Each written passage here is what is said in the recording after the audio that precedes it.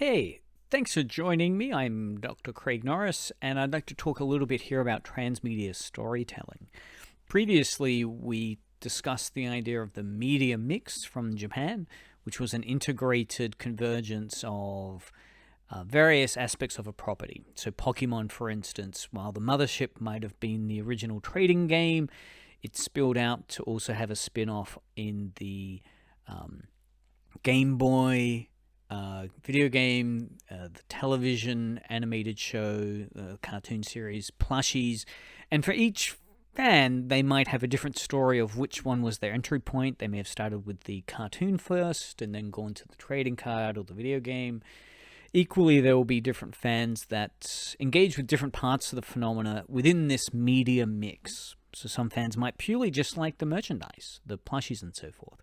Now that idea set up a strong sense of overlap in the West, which Henry Jenkins saw as transmedia. So media mix in many ways influenced the ideas which Henry Jenkins later on defined as transmedia. So we'll define that in a second. But before we go, probably a great example of where we are at with transmedia is the Mandalorian series. This is a tweet from Jon Favreau, the showrunner of it, talking about setting up the Mandalorian. So this was just before it launched, and here we have him priming the audience before Mandalorian launched with the idea of the Mandalorian. And just to read the tweet: after the stories of Jango and Boba Fett, another warrior emerges in the Star Wars universe. The Mandalorian is set after the fall of the Empire and before the emergence of the First Order.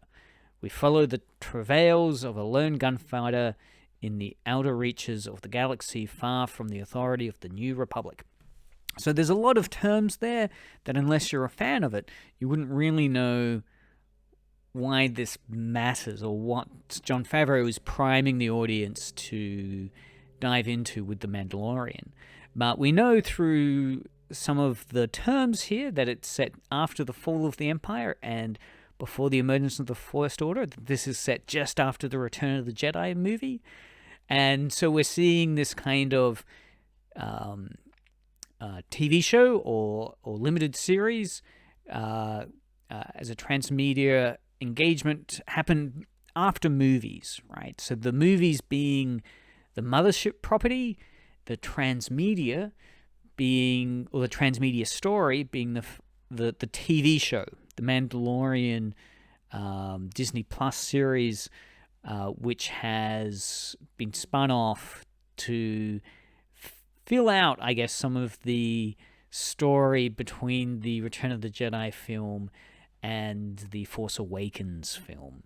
So again, to unpack that little tweet, you actually already need a literacy of how transmedia works. That is, transmedia storytelling works. That is how different,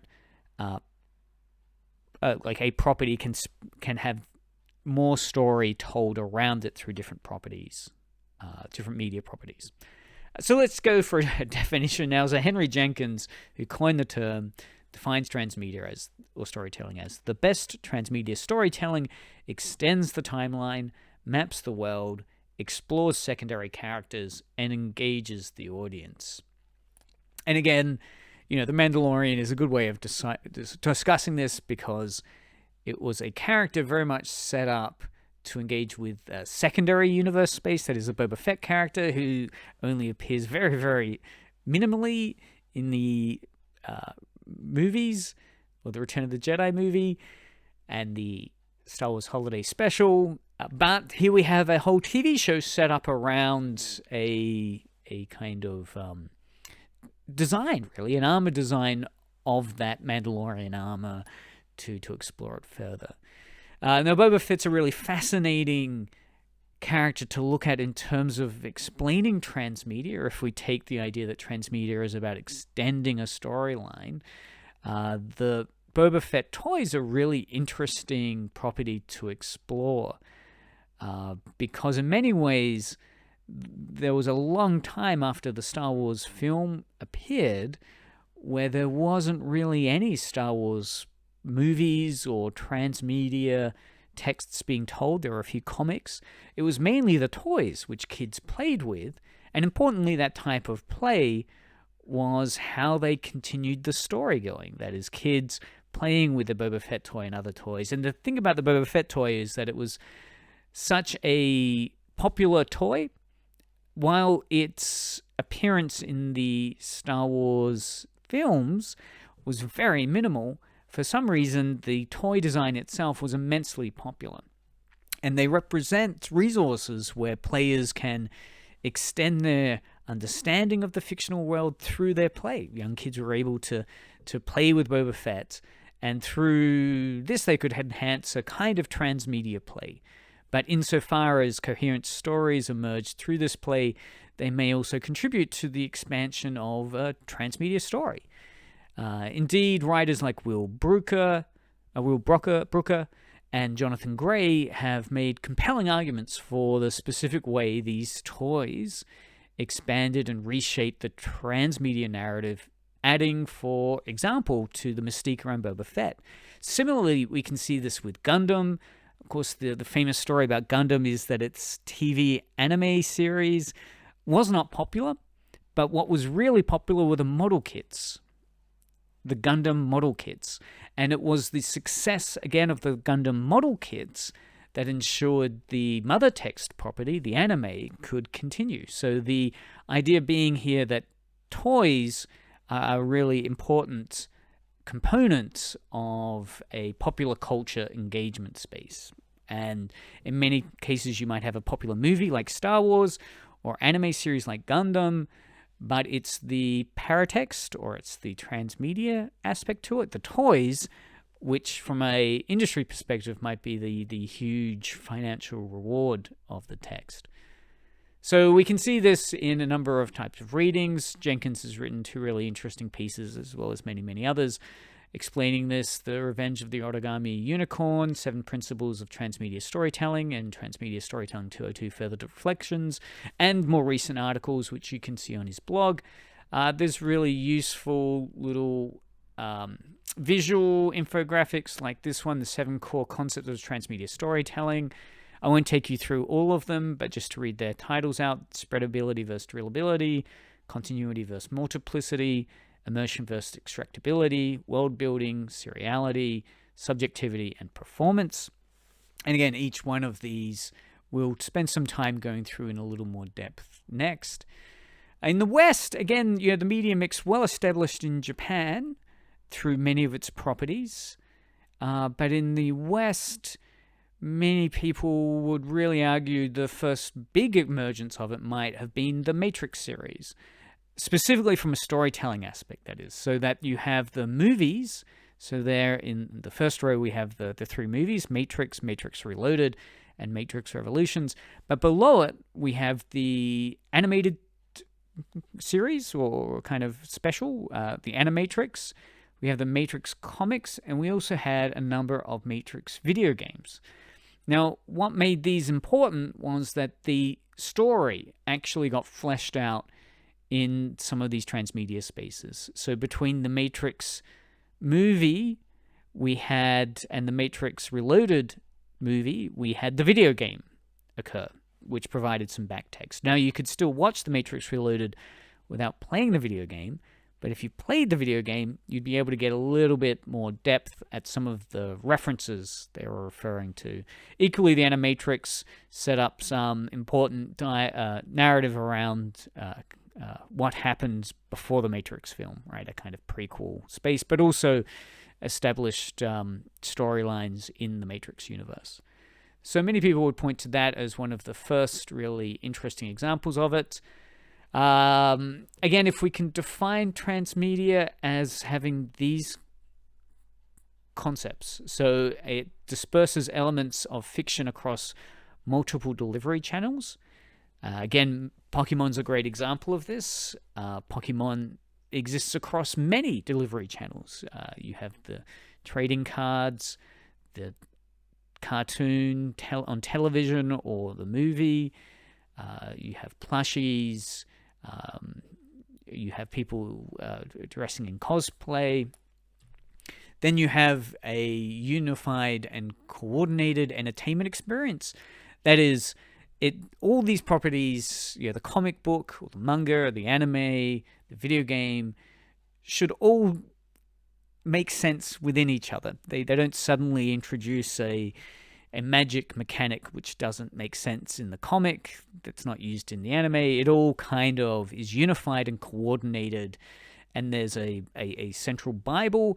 And interestingly, often this Bible of the show is one created by fans. There's a great example of that in Star Trek, where the latest Star Trek movie, Star Trek Beyond, I think, the directors actually went to the fan wiki. So the Star Trek fans had set up their own wiki to get all these details on what type of engine would this type of starship have, what type of crystals would they talk about, and so forth. Anyway, all that knowledge was actually in the fan wiki online rather than in Paramount Studios. So again, sometimes that unified and coordinated entertainment experience is one that is policed by the fans. If the fans see the text as misrepresenting a character definition, like many people were angry at the Man of Steel movie because they didn't feel that the Superman representation of Zack Snyder's matched with the comic book version, specifically the idea that he wouldn't kill Zod at the end. And again, that has been open for debate that I won't enter into here.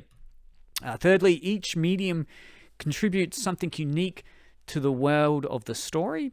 So the idea being that, who cares about the Mandalorian show? Well, you should care because it provides a unique insight into what happened between two movies. And of course, to a fan, that's interesting to hear, that it's a unique contribution. So going back to that George Favreau tweet at the start of this talk, he very much is pitching it as, watch The Mandalorian because it's going to give you something unique in the world of Star Wars story.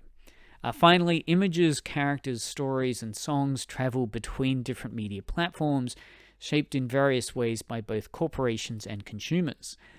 So, of course, we shouldn't say that consumers hold all the power in this, that it's cancel culture and so forth. Instead, we should see it as both corporations and consumers have objectives and agendas. Hopefully, those usually converge and collide, but often they don't. But both of them are shaping the way in which these images, characters, stories, and songs are traveling, that is being circulated across these platforms. If a TV show isn't interesting to consumers, it won't have a viral component. It won't be spread. It won't appear on memes and so forth. Equally, if consumers really love a property, but they just pirate it and don't buy it, corporations aren't going to continue shaping images and stories in that space. So this creates these attempts by academics and fans to chart this transmedia flow of a property. And here's just an example that I've found from the internet of someone just trying to do a transmedia mapping of what it could look like. So this isn't a specific media property. This is just an example of the mess that a transmedia space might appear looking like. So you have, there's no mothership here, it seems. There's just an idea of a story, but it's pushed out across all these different websites as well as all these different media. So we have a photo, maybe on Instagram in the top, which is suggesting a mystery with a code, which maybe gives a link to a Wikipedia page. There's social media spaces and QR codes. And again, the idea being here that we can see this in the promotions that many companies or Hollywood companies and anime manga producers take to ramping up interest in their property. They might just create a fake website based on the upcoming show that will hopefully get people interested in it. Something similar was done in various types of shows.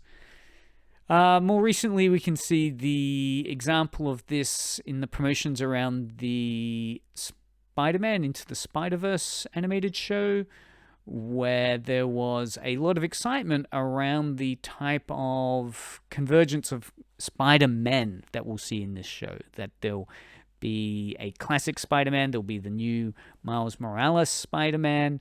The idea here that there's a kind of radical intertextuality here. And the Spider-Man universe seems to be one which has quite a lot for that. Batman is receiving a lot of interest at the moment in terms of speculation. There's a new Batman movie, which will have the various actors that have played Batman in the past reappear in that movie somehow, a kind of multiverse space. So again, here's just another example of trying to map what the transmedia space is. And again, this is very familiar in terms of the Japanese media mix model, where we have a story universe. So the idea being that then at the middle of this yellow story universe, we have genre aspects. Maybe there's a big adventure main story. There's plot holes for a future storyverse that might occur. There's additional content which might be written from the point of view of a minor character or an alternative point of view. So you could imagine that with the Rosencrantz and Guildenstern play, which was a minor character or two minor characters in the Hamlet story. Fan assets might be produced in that story universe. You have videos, photos, MP3s, user-generated content and fan fiction. There could be a doujinshi version of Obi-Wan Kenobi and Anakin Skywalker as gay lovers, which is certainly there are certainly doujinshi in Japan that do that. There could be supplementary material, backstage and making of material, which is released on YouTube or the Blu-ray or DVD. There are myths that are engaged with it. They could be, rumors of behind the screen material that goes on there, or the idea that these characters are kind of archetypes of behavior. Superman references Jesus Christ and so forth. True stories, music, and other spaces. And then, of course, we have in that outer circle the idea of various platforms that story might continue its circulation on. So there could be a TV series. So the cinematic Star Wars space will have the Mandalorian TV series. It'll have the novel series. There could be Twitter, and most interestingly with Twitter, again, you could have people that inhabit those identities. Someone posting as Darth Vader, who then starts getting into a war of words with a fan who's posting as Obi-Wan Kenobi. And that can become something that then other fans just start tracking as an interesting space. So there are three key questions that we might want to explore here. How fans respond to or work around these invitational strategies of a media product, right? So obviously, going back again to that first slide of The Mandalorian, Favreau is inviting people. It's a strategy. He's made that tweet to invite fans into the world of The Mandalorian. Right? And again, that idea being that it might set up an imaginary action space that Coldry refers to, where fans get excited to actually play with toys in their real world environment or visit locations. Secondly, how fans use the brand to express something of their own identity or to connect with others. And again, Hells unpacks that with two concepts of reordering meaning and creative transposition. Again, we'll get around to those. If you listen to the Ghibli tourism talk that I have done, that idea of reordering meaning and creative transposition is taking up there, where fans of the Studio Ghibli films, such as Kiki's Delivery Service, will travel to a location like the Ross Bakery in Tasmania and reorder the meaning of that bakery. So instead of it just being a bakery that sells delicious vanilla slices, it is the bakery which maybe it inspired the anime movie Kiki's Delivery Service. And if it did, then I've got to get photos of myself in front of these locations and in the attic and so forth. So it reorders the meaning. It's a creative transposition because basically it projects onto a bakery the story of Kiki. So again, that's that second concept. Thirdly, what are fans adding to the story world? How are fans reshaping our understanding of the story world? What type of genre of the self, again from Hills, could we see going on there?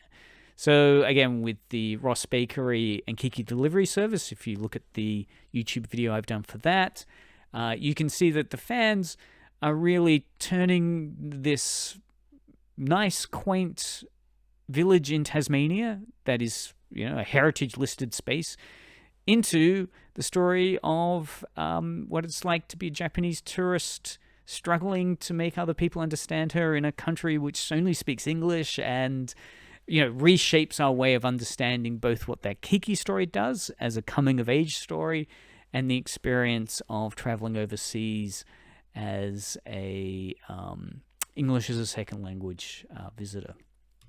So again, we can see this speculations in the Spider-Verse with the idea of characters from the different versions of Spider-Man appearing there, Spider-Gwen appearing. So if we break down Transmedia as a toolkit, I quickly want to break down some of the key ways you can apply Transmedia as an idea to analyze movies and anime and manga. One is that there are moments in a story which are full of additive comprehension, or what's referred to as additive comprehension. So the example that Henry Jenkins gives of additive comprehension is the moment in Blade Runner where the character leaves a origami unicorn in front of Deckard's door. And the idea being there that therefore Deckard might be a replicant, because how would this other character know Deckard's dreams of unicorns? So the idea being that it's additive comprehension. The filmmaker Ridley Scott was ambivalent, and Harrison Ford, who played the main character, was ambivalent as to whether or not he's a replicant or not. But fans going back over the text are saying, well, okay, this seems to be a clue. This seems to be a bit of adding to my comprehension, additive comprehension, to what the story might be. Other classic examples of this include this scene. This is a post from a social media space asking the question, what are the other alien skulls in the Predator trophy case? Now, this is from a reasonably forgotten film called Predator 2. It's in the Predator universe. It's a well-known Easter egg from Predator 2 is the presence of an alien skull, right? So we see that kind of in the middle. It's not any of the circled ones in the trophy case on board the Predator ship. Aside from the human skull, there are 4 others. And the idea being that at that point, there wasn't a crossover between the Alien and Predator franchise. And so fans got really excited by that additive comprehension point that, wow, maybe aliens and Predators share the same universe. Again, there are alternate reality games. I won't spend any time talking about this, but an example was a kind of fake district attorney election, which went on to coincide with the Batman Dark Knight Rises film. The other concept here around Transmedia is that it often engages with what's called a forensic fandom, or Mattel refers to as forensic fandom. That is that within the story, there might be clues, puzzle pieces, or probes, right, which are kind of investigating how fans might respond to it. So again, this is particularly the case where the film leaves open-ended the meaning of something. So many people, for instance, in the Alien prequel films, didn't know what the black goo meant, so they might be searching online for, what does the black goo mean, and so forth. Puzzle pieces and probes are 2 other examples, and often this results in fan encyclopedias being created to try and answer these questions that are caused from movies and manga and anime, which are kind of incomplete, deliberately incomplete, so that it creates that idea of the consumer also producing something and enjoying it more. This can be seen in these 2 books, right? So there's Jenkins, Ford, and Green's book, Spreadable Media, and Mattel's kind of supplementary piece to that on forensic fandom and the drillable text. To talk about drillable text, here's a classic example of it. So this is the Russo brothers just before the Avengers movie was released. And they released this before the film with the caption "Look Hard," and that's a photo of the set. And then fans went crazy trying to decode, there seems to be a letter that's spelling A, and then another one that's spelling A. Maybe that's referencing something. So again, this idea of a forensic fandom was unleashed by the directors deliberately playing with their fans to decode a puzzle image of it. And there are many other examples of this, so for the Star Wars films, clues being given around key plot questions. So Star Wars director drops massive clue about Rey's parents. So again, question the Force Awakens movie was raising was, who are Rey's parents? And again, that question became something that led to a lot of engagement around it. Turned out fans probably had more interesting theories than where the films went. There's a lot of fan action around that. A really great example here is the YouTube creator Sideways, who has a music background. And here is a really fascinating YouTube he wrote called The Hidden Secret Message Behind Rey's Theme. So again, the character of Rey, whose parents we don't know, or if she's a good guy or bad guy. Did a really fascinating unpacking of the music theme as a way to say, well, there are clues within the background music here, or the scoring, which are suggesting this character is possibly this type of person. So again, fans can really get quite forensic around a text and its engagement. Let's look now at puzzle pieces. Forensic fans can assemble to reveal a more complex pattern. So there are examples such as this. This is an example from the Cracked website called 6 Movie and TV Universes that Overlap in Mind-Blowing Ways. And they've collected fan speculations on what films might all come together in one space. So Tarantino, for instance, in interviews has said that his films all exist within the shared universe, and there are little Easter eggs he'll put, like the same cigarette brand that is just a prop brand, it's not a real brand, but the same cigarette brand appearing in all his films, characters being named similar surnames across the films and so forth. So the idea being that it's the whole film series, from Pulp Fiction to Reservoir Dogs to Inglourious Bastards, presenting a puzzle of a shared universe. And you can see this in other examples. The Teenage Mutant Ninja Turtle writers put his world in the world of Daredevil from Marvel. Way back in the early 1920s, the Conan universe and Cthulhu universe were secretively put together because both writers loved each other's works. Lone Ranger and the Green Hornets. There's some weird theories about the Wire TV show being in the world of the X-Files. Pixar, there are theories around the Pixar films all being in a shared universe, and so forth.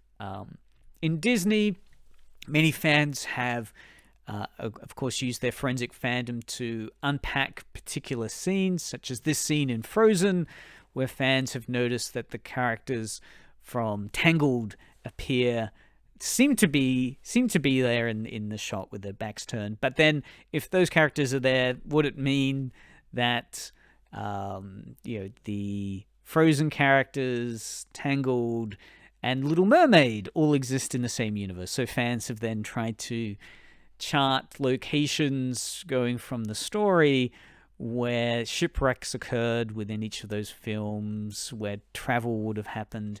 Are they therefore cousins or sisters? So again, a lot of fan theories around each of these. Fans have also gone into decoding films. Stanley Kubrick features heavily amongst some of these forensic fandom activities, such as theories here around Kubrick faked the moon landing, The Secrets of the Shining. So again, the idea that Stanley Kubrick put little messages confessing to the moon landings being faked are an example of a type of forensic fandom. Then we see a lot of press around this. For example, the Spider-Man movie Into the Spider-Verse trailer hides Spider-Man PS4 Easter eggs. Spider-Man Into the Spider-Verse trailer hides an awesome Black Panther Easter egg. Shifting now to the idea of probes. Probes are there to spark debate among dedicated fans, and it can provide feedback, I guess, for showrunners to decide whether or not it's something they want to commit to. Here's an example of when Twitter fans steer TV. So the idea being that, again, fans on a particular show can speculate onto the direction that a series is going in. The last concept I want to talk about here quickly is additive comprehension. So why is it an interesting thing to look at? Well, some point to the fact that it can offer really interesting backstory. It can map the world out further. It can offer us other characters' perspectives on actions, and it can deepen audience engagement. So as I mentioned, the Star Wars universe is full of backstory. The Gundam universe equally has this enormous proliferation of texts that are offering missing chapters, what happened between and after main events occurred, and so forth, all providing backstory ideas. Then we can see maps of the world, so the idea that you have the movie The Matrix, but then if you really like that world, you watch the Animatrix animated series to get further information on how the world got to the Matrix location, how we lost to the robots, and then enter the Matrix because, you're curious to see what happened between the first and second movie. Spider-Man, the Spider-Verse film, as we've seen, as I've said, engages with a whole series of kind of what-if Spider-Man figures from the comic books, as well as some new ones, to basically create a transmedia space. The other key concept here that's interesting is this idea called negative capability, or the MacGuffin. That is, it's an object which just isn't resolved, but it is an object which drives characters forward. So the Covenant from Raiders of the Ark that we see in the top left-hand corner is a MacGuffin. That is, it explains why Indiana Jones is going on his journey, why he is needing to go from location A to B. It's to get the Ark of the Covenant, why he wants to rescue someone, and so forth. But the Ark of the Covenant is left largely unexplained. I mean, we know it's this force of destructive power, but probably a better example of that actually is the next one, which is from Pulp Fiction, Marcellus Wallace's briefcase, where it's never explained what's inside the briefcase. Here's a scene of John Travolta's character, Vincent Vega, looking into it and obviously being surprised by it, but it's a MacGuffin, right? The briefcase is there because it provides reasons for the characters to be going from A to B, to need to be doing something else. Other examples include Rosebud from Citizen Kane, and the Ring from Lord of the Rings. The whole quest of destroying the ring is in a way a MacGuffin. It's an object which provides explanations. Films such as in Star Wars, we have the Star Wars Death Star, and we have the Rogue One film, which tells the story of it. We have weird moments, such as recently in Rick and Morty, where there was an interest in Szechuan sauce as an in-joke within the comic series, the cartoon series, which then became a kind of viral phenomena of people actually going into McDonald's asking for Szechuan sauce. The next thing that I want to talk about is the importance of other character perspectives for storytelling. So we have Hamlet, for instance, on the left, but then we have Rosencrantz and Guildenstern Are Dead, the Tom Stoppard theatre play and later film. The idea being that we have two minor characters for whom in Hamlet we don't see much of, but then we have a whole story set up around what were they thinking during Hamlet. Sleeping Beauty came first, but then Maleficent came second as a way to say, from Maleficent's point of view, the villain's point of view, what was happening. So the idea being that this might deepen audience engagement. So again, the idea of Prometheus, the Alien prequels being ones which have made more questions for fans to try and speculate on. Within Star Wars, numerous trailers that have come out, each one of which are forms of additive comprehension on YouTube as people try and explain what's being hinted at through the film, the trailers, the teasers, and so forth. And as we set up the idea that toys can be important transmedia properties and they can add as additive comprehension. If you're interested in this, there's a really interesting episode on Radiolab, a podcast called Radiolab X-Men vs. the Tariff Law, which talks about how the X-Men figures were reclassified as non-human so that the toy manufacturers wouldn't have to pay as much. Of course, the irony being that in the Marvel's universe, the Marvel story, the mutants are trying to be accepted as human, and ironically, the toys were then coded as non-human to avoid the toy manufacturer paying more. Anyway, really fascinating example of that you can have a look at later. So relationships between media. So we have radical intertextuality and multimodality. The Lego movie is a great example of radical intertextuality. You have obviously Lego properties, but then you have DC characters, you have Lord of the Rings characters, My Little Pony. This idea that all these properties can fit together in a radically intertextual way. Into the Spider-Verse, obviously featuring characters from various what-if alternate realities or parallel dimensions. Comic books in the West, as well as in manga in Japan, are famous for having radical intertextuality. The Marvel Civil War series, for instance, had its story told off across many different comics. So you had to read the Black Panther issue 10, and then Amazing Spider-Man. Then so it was a story being told out across many different comic series. Blackest Night as well from the DC series, and the idea that this is leading towards world building. All right, so here we have DC with the Flash, the Arrow, Gotham, and the fourth one. And again, the idea being that each one of these is basically creating a bigger world that the characters live in. Constantine, sorry. And this leads to encyclopedic ambitions where, again, you need an encyclopedia to be able to figure out what the whole story is. So what are the relations between these medias? Finally, ending with multimodality, we have the idea that you've got the comic book type of version that can be depicted in a particular way. So each media involves a different kind of representation. Hellboy looks different in the comic book than he does in the film, and that he does in the video game and cartoon. And each one of those is because the platform is different. It's the importance of having a good multimodal strategy, that you take advantage of what the platform allows you to do best.